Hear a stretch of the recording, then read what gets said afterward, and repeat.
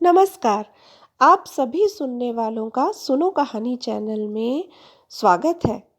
इसमें हम वेद और उपनिषद की कुछ कहानियाँ सुन रहे हैं। तो आज की श्रृंखला बहुत ही दिलचस्प है। इसमें ऋषिकाओं का आज हम जिक्र करेंगे। मैंने आपको पहले वीडियो में भी बताया है कि वेदों के ज्ञाता ऋषि कहलाते हैं और जो महिलाएं वेदों का अध्ययन कर लेती हैं उन्हें ऋषिका कहते हैं। तो कुछ एक नाम हैं जिन्हें हम ऋषिका कह सकते हैं। ऋग्वेद में जिक्र हुआ है अपाला, घोषा, लोपमुद्रा, कद्रू, विश्ववरा, जुहू, पौलमी, यामी, इंद्राणी, सावित्री और देवयानी।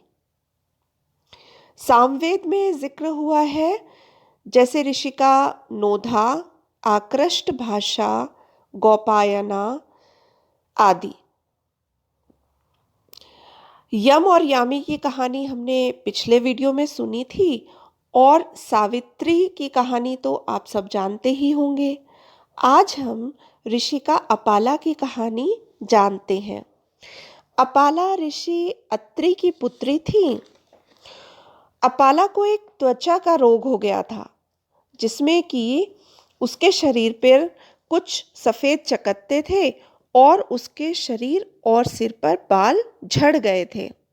उसके पति ने उसका त्याग कर दिया था और वह सबसे दूर अपने पिता के आश्रम में अकेले रहती थी और तपस्या में लीन रहती थी। वे इंद्र की तपस्या करती थी और कई सालों तक उन्होंने इंद्रदेव को प्रसन्न करने के लिए तपस्या की। एक बार जब वह निराश हो गई तो उसने इंद्र का ध्यान अपनी ओर खींचने की एक तरकीब सोची। उसे इंद्र की एक सबसे बड़ी कमजोरी पता थी और वह थी सोमरस।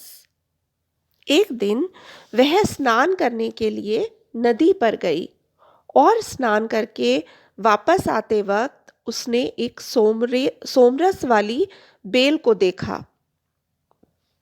तो उसने उसकी डंडियां तोड़कर जोर जोर से चबाना शुरू कर दिया। इंद्र तक भी उसके चबाने की आवाज पहुंच गई।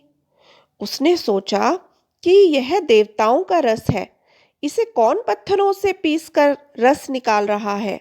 वह शीघ्र ही उस स्थान पर पहुंच गए जहां पर उन्होंने देखा कि एक केशहीन स्त्री जोर जोर से अपने दांतों से कुछ चबा रही थी।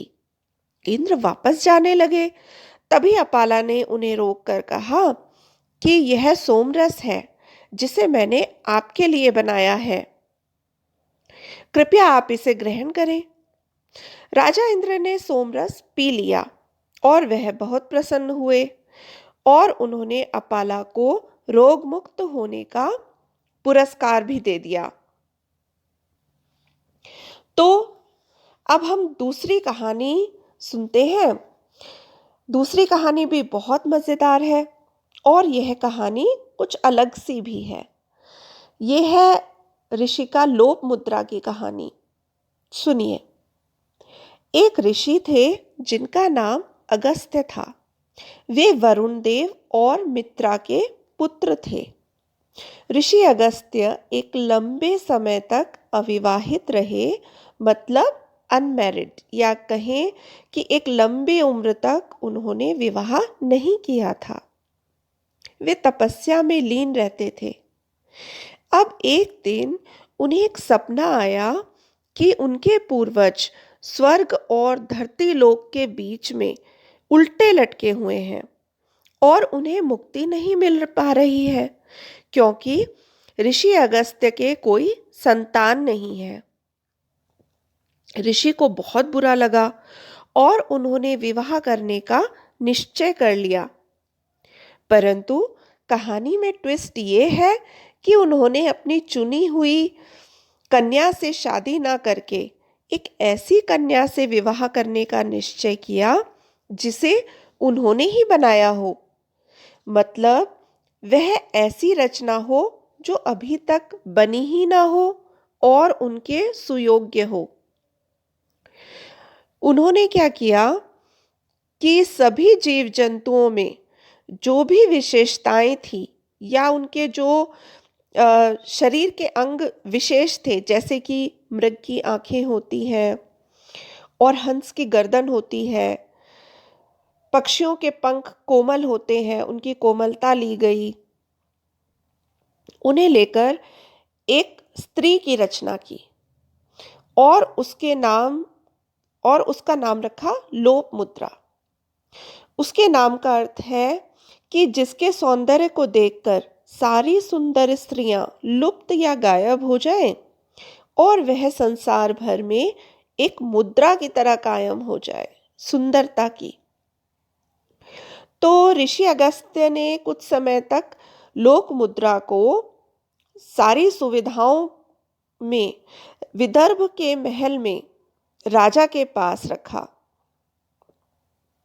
जब वह कन्या बड़ी हो गई तो उनसे विवाह के लिए आग्रह किया। राजा पहले तैयार नहीं थे।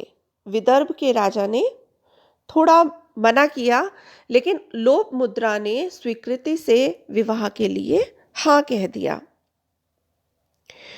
उसके बाद उन दोनों का विवाह हो गया। विवाह के बाद उन्होंने अपनी पत्नी यानी लोपमुद्रा के साथ गंगा नदी के किनारे तपस्या की, क्योंकि ऋषि चाहते थे कि उसके बाद ही लोपमुद्रा पुत्र को जन्म दे। इसके बाद लोपमुद्रा ने ऋषि अगस्त्य के सामने यह आग्रह किया कि वह सुंदर आभूषण और कीमती कपड़े पहने हुए हो और उसे सभी राजसी सुविधाएं प्राप्त हो, तभी वह पुत्र को जन्म देगी। ऋषि ने कई राजाओं से धन की याचना की, परंतु राजाओं के पास तो जनता का धन उनकी भलाई के लिए रखा गया होता है, तो ऋषि ने धन लेने से इनकार कर दिया। तब उन्हें एक दानव का पता चला जिसने अपने परिश्रम से धन कमाया हुआ था और जिसे धन एकत्र करने की कोई लालसा नहीं थी। तो ऋषि उस दानव के पास गए और दानव ने खुशी खुशी उनकी आवश्यकता अनुसार उन्हें धन का दान दे दिया। तब ऋषि ने अपनी पत्नी लोपमुद्रा के लिए सारी सुविधाएं जुटाई और उन्हें एक पुत्र रत्न की प्राप्ति हुई, जिसका नाम इग्नवाहा रखा गया। तो आज हमने अपाला और लोपमुद्रा की कहानी सुनी। आशा करती हूँ आपको अच्छी लगी होगी। सुनने के लिए धन्यवाद। लाइक, शेयर और कमेंट करना ना भूलिएगा। तो मिलती हूँ आपसे अगली कहानी के साथ। तब तक के लिए नमस्कार।